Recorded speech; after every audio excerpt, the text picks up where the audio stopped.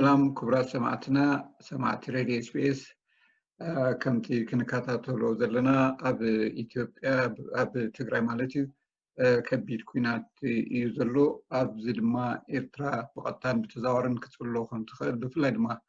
ኣብቲ ዶባት ናይ ኤርትራ ምስ ኢትዮጵያ ዘሎ ህዝቢ ክትንከፍ ከም ዝኽእል ርዱእ ኮይኑ ንሎሚ ብፍላይ ካብ ፖለቲካዊ ወይ ዘይሻራዊ ሲቪክ ማሕበር ኣኽራን 12 ኣኽራን ኣብ ኣውራጃ ኩሉ ግዜ ካብ ዝርከብ ማለት እዩ ዘን 12 ዓድታት ኣኽራን ማለት እዩ ዝቆመት ወረዳ ክትከውን ከላ ዝበዝሐ ክፋል ማለት ብምብራቕ ምስ ወረዳ ጎልሙኸዳ ብደቡባዊ ምብራቕ ምስ ወረዳ ዳሞ ብደቡብን ደቡባዊ ምዕራብን ምስ ወረዳ እገላ ደገብሲ ሃገር ኢትዮጵያ ወረዳታት ትግራይ ማለት እዩ ትዳውብ ብሰሜናዊ ምዕራብ ድማ ምስ أربعة بلسا بسمين مس وردا لوجو سردا بسميناو مبرأكا مس وردا بيت متاع التداوب وين دقاوي كنتات أير زلوا بخلت عمت ملوء زي كوارت وحازي رباطات ربا بلسان رباط ورنان التم أكلت وردا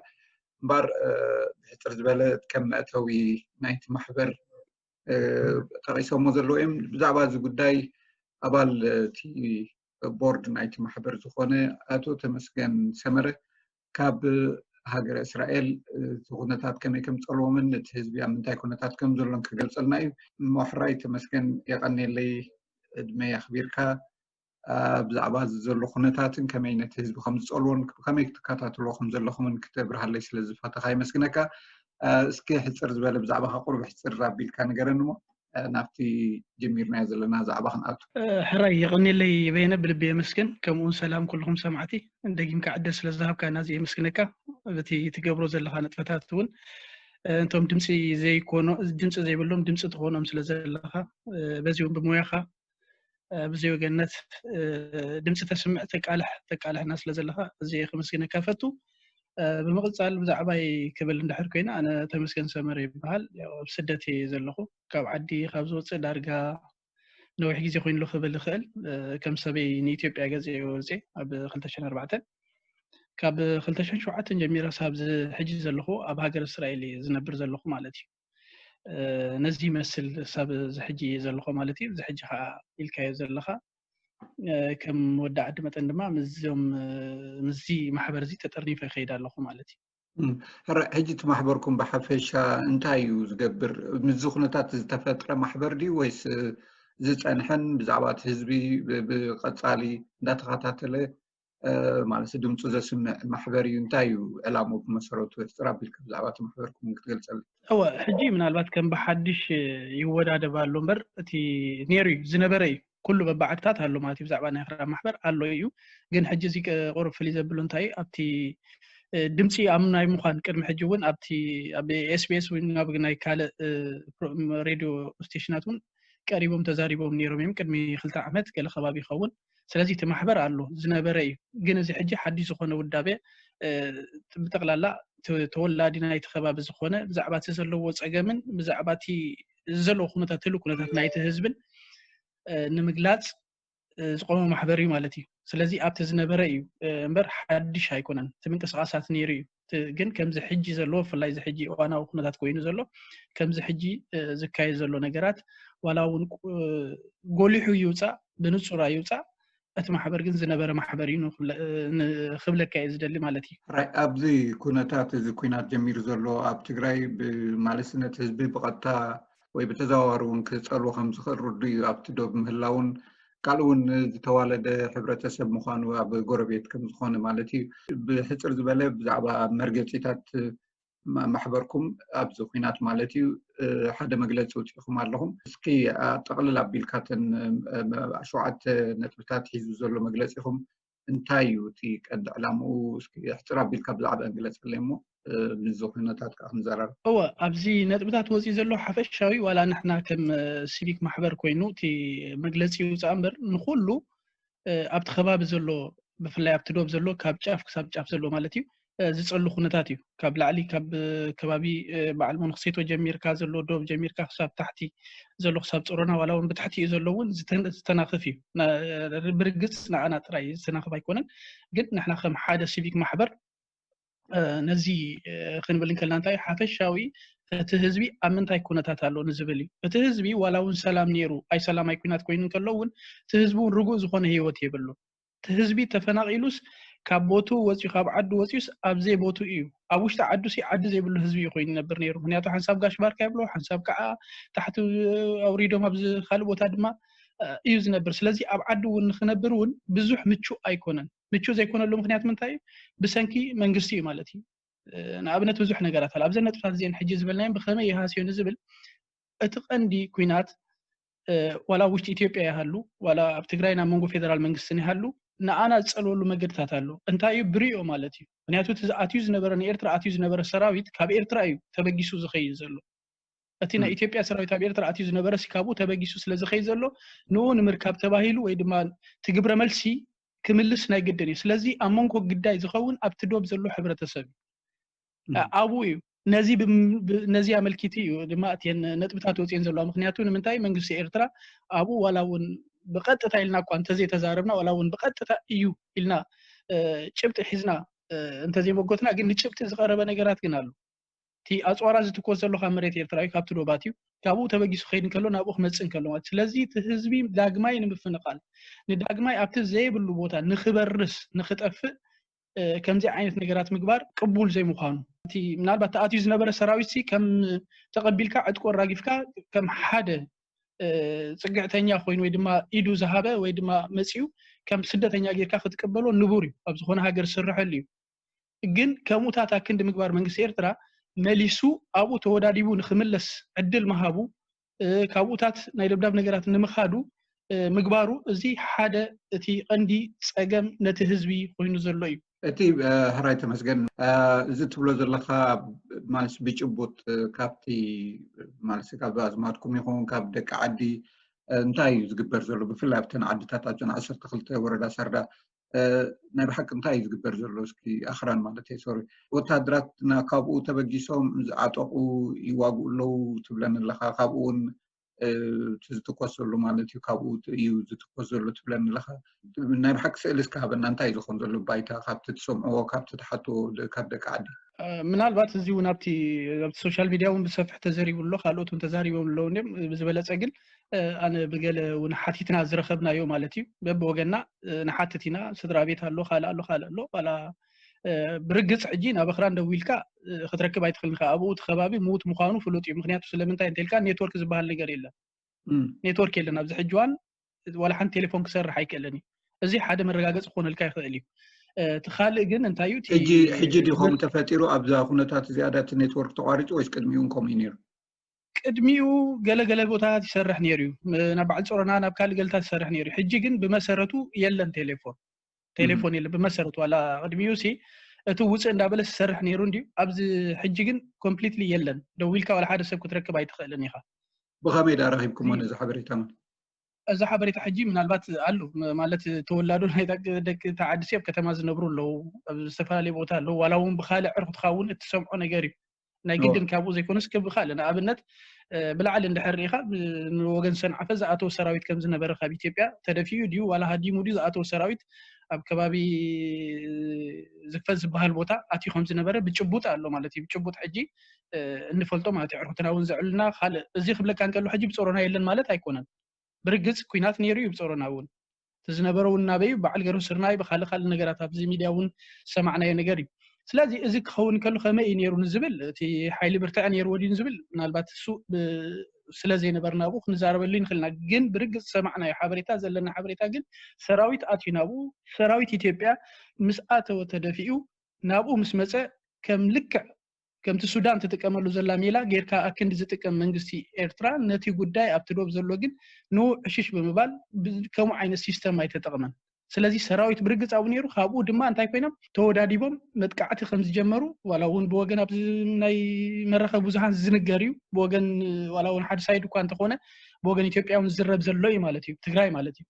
ስለዚ እዚ ጭቡጥ ዝኾነ ሓበሬታ ዋላ እውን ብጋሽ ባርካ እውን በዓል ባድመ እንድሕር ኢኻ ብኡ እውን ከምኡታት ከም ዝነበረ ይንገር እዩ እዚ ሕጂ ይንገር ይኽብል እንከሎ ብርግፅ ጭብጢ ዘሎ ሰባት ዝሰምዑ ሓቲቶም ምስኦም ተዘራሪብና ዝረኸብና ሓበሬታ እዩ ስለዚ ልክዕ ከምኡ ከምቲ ካልእ ከባቢ ኣብ ኣኽራን እውን ልክዕ ከምኡ ዓይነት ኩነታት እዩ ማለት እቲ ዘሎ ሕጂ እቲ ደብዳብ ንመን እዩ ዝሃርም ንመን እዩ ይሃርምን ዝብል ክትፈልዮ ትኽእል ኢኻ እንድሕር ተተኪሱ ኣብ ዝኾነ ቦታ ክሃርም ይኽእል እዩ ኣብ ዝኾነ ቦታ ክዓልብ ይኽእል ግዳይ ዝኸውን ካብታ ዝደቐቐት ሓፂር ትትኮስ ከላሽን ክሳብ ትዝነውሐ ኣብኡ ክዓልብ ግድን እዩ ከም ዝረኣኻዮ እውን ኣይኮነን ኣብኡ ክሳብ ኣስመራ እውን በፂሕ እዩ ስለዚ ናይ ግድን እዩ እዚ ህዝቢ እዚ ግዳይ ክኸውን ናይ ግድን ኣብዚ ህዝቢ እዚ እቲ ህዝቢ ኣብቲ ልዕሊ ዝነበሮ ክውስኾ ማለት እዩ ኣብቲ ቅድሚ ሕጂ ኣብዚ እዋን እቲ ህዝቢ ኣሎ ድዩ ማለት ከም ንፈልጦ ብዙሓት ናብ ካልእ ከባቢታት ተፈናቒሎም እዮም ዝዘሎ ኩነታት ማለት እዩ ካብቲ 98 ናትሒዙ ዝነበረ ኩነታት ሒዙ ኣብኡ ዝነበሩ ብዙሓት ፀኒሖም ድዮም ሕጂ ኣብ ምንታይ ኩነታት ኣለዉ እስኪ ብሓፈሻ ናይቲ ህዝቢ ንገረኒ ህዝቢ ኣሎ ዋላ እቲ ህዝቢ ብመጠን ከምቲ ቅድሚ ሕጂ ዝነበሩ ዋላ ይኹን ብብዝሒ ገባር ኣብ ነፍሲ ወከፍ ዓዲ ብተን 12 ዝበሃላ ዝተወሰነ ዓድታት ህዝቢ ኣሎ ይነብር እዩ ህዝቢ ነባር ኣሎ ማለት እቲ ዓቕሚ ዝሰኣነ እቲ ካልእ ኣሎ ነፍሲ ወከፍ ማለት እዩ ሕጂ ዋላ ትኽክል ዝኾነ ቁፅሪ ዋላ ንምሃብ ካብ ነፍሲ ወከፍ ዓዲ ክፀገም ይኽእል ይኸውን ግን ህዝቢ ነባር ኣሎ ዝነብር ኣሎ ብርግፅ ተፈናቒሉ ዘይተመልሰሎ ምስ ኣተው ናብ ዓዲ መሊሶም እቲ ከም ዘውፅኦ ናብ ዓርጌና ዝበሃል ናብ ጋሽ ባርካ ከም ዘውፅኦን ብፍላይ ክልተ ዓድታት ዘለዎ ነዚኦም ሙሉ ብሙሉ ከም ዘውፅኦም ይንገር እዩ እውን ዘለውዎ እዩ ማለት እዩ ኣብ ቴንዳ ዘለዎ ኣሎ ማለት እዩ ስለዚ ንሽም እትየሞም ተመሊሶም ኣለዉ ህዝቢ ግን ኣብኡ ነባር ኣሎ እዩ ዝነብር ኣሎ እዩ ተመሊሱ ዝኣተወ ኣብኡ ዝነብር ህዝቢ ኣሎ እዩ ዋላ ቁፅሩ ይውሓድ ከም ህዝቢ ግን ኣሎ እዩ ይነብር እዩ ስለዚ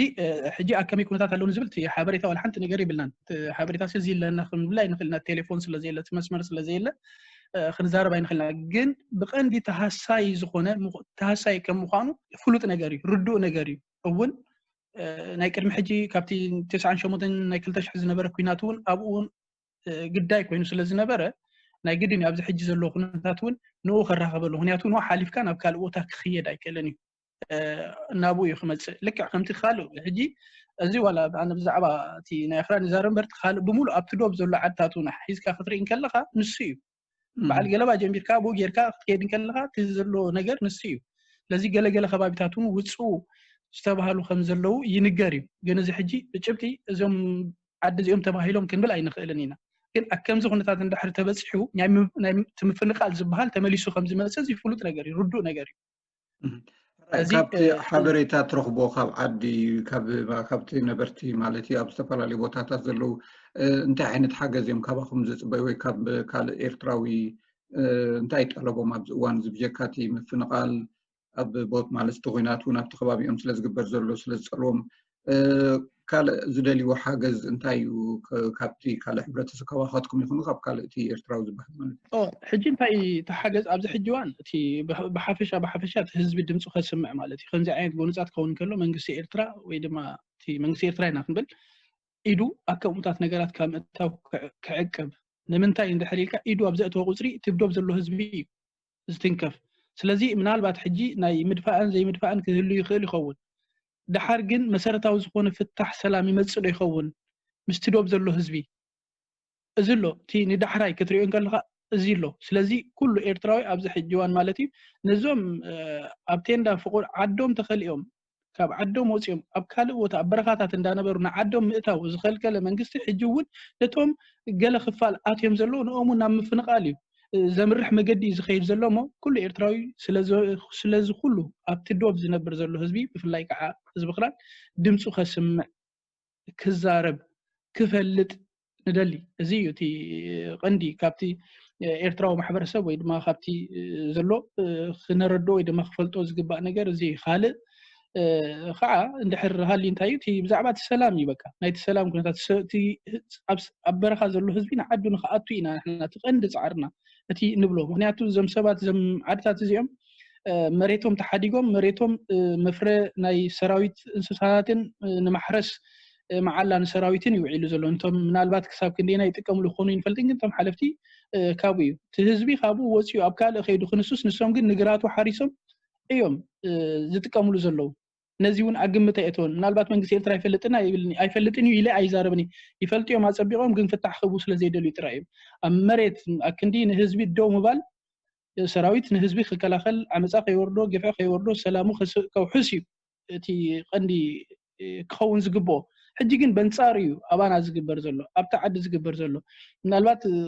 ብዛዕባ ታሪክ ናይ ሰውራ ናይ ካለ ዝበሃል ነገራት እንድሕር መፂና ካልኦቱን ተዛሪቦም እዮም ዝኾኑ ተዛሪቦም እዮም ኣብ ዝተፈላለዩ ቦታታት ግን ካብ ቀደም ጀሚሩ እዚ ቦታ እዚ ዋላ ሓደ ኣብቲ መግዛእቲ ኢልና ንዛረብ እንድሕራሊና መግዛእቲ ነበረን እቲ ቦታቲ ሕጂ መግዛእቲ መፅኢ ዘሎ ክንሪኦ ከለና መግዛእቲ ዘመሳሰለና ወይ ድማ ዝምህረና ሕጂ ኣነ ክውለድን ከለኹ ኣብቲ ዓዲ ዋላ ሓደ ይኹን መግዛእቲ ወይ ድማ ናይ ኢትዮጵያ ባንዴራ ኣይረኣኹን ክሳብ ኣነ ዝነበር ኩሉ ጊዜያት ማለት እዩ ካብቲ ዓዲ ክሳብ ኮምፕሊት ዝወፅእ ካብቲ ዓዲ ዋላ ሓደ ይኹን ኣይረኣኹን ኣብ ዝወለድ ኩሉ ማለት እዩ ኣብ ናተይ ዕድመ ዘለዎ እውን ንሕና ክንሪእን ከለና ተጋደልቲ እንዳረኣና ኢና ዓቢና ስለዚ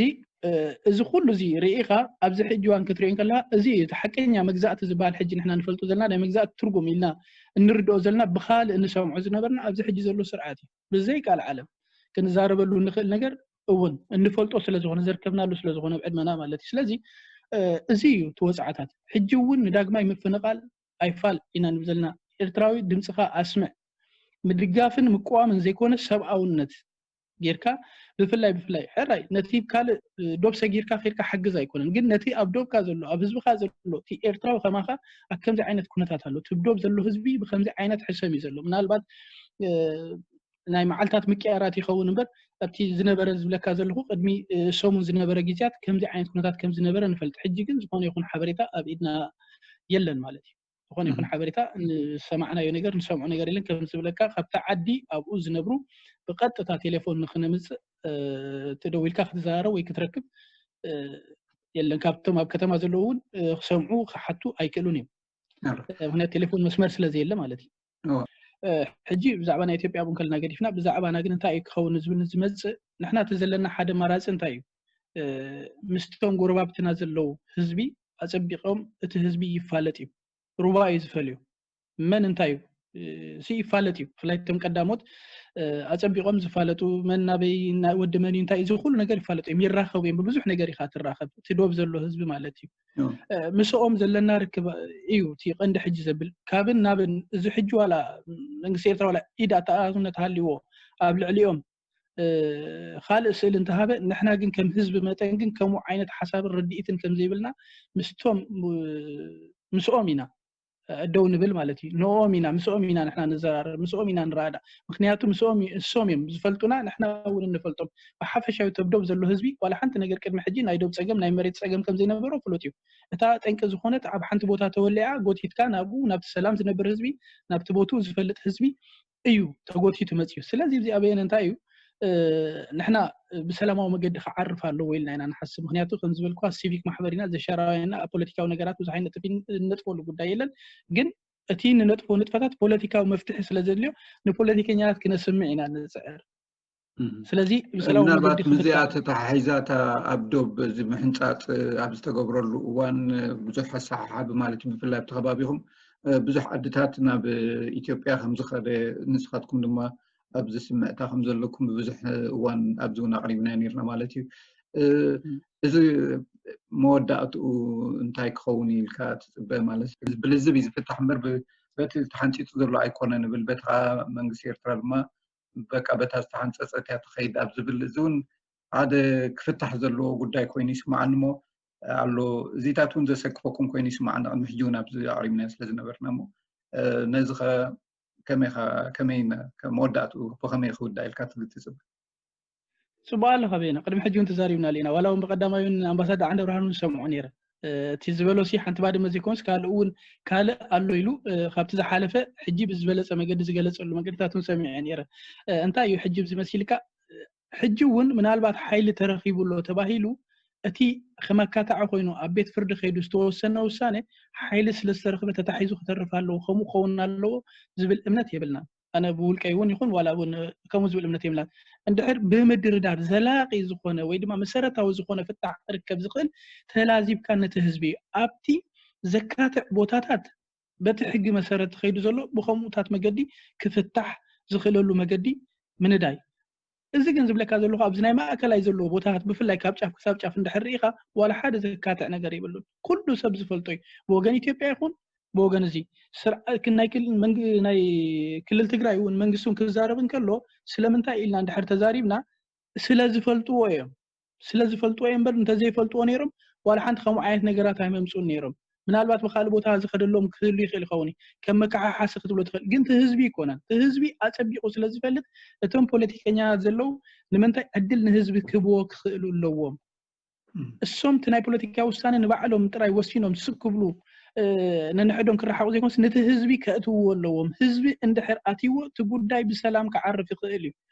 ሰላማዊ ዝኾነ ምፍታሕ እውን ክመጽእ ይኽእል እዩ እንተዘይኮይኑ ግን ሕጂ እውን ናብ ዳግማይ ኩናት ክኸይድ ውዒሉ ሓዲሩ ዝትኮስ ነገር ዝፍንጀር ነገር ይዝኸውን ዘሎ ማለት ግዜ ክወስድ ይኽእል እዩ ምናልባት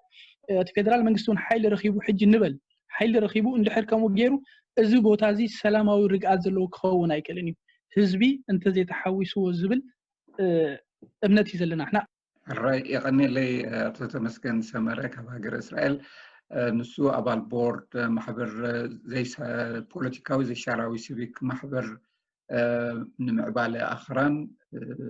أبا كبابي دوب أبا كل زي ذركبا عصر تغلت عدتاتين يغني لي يغني لي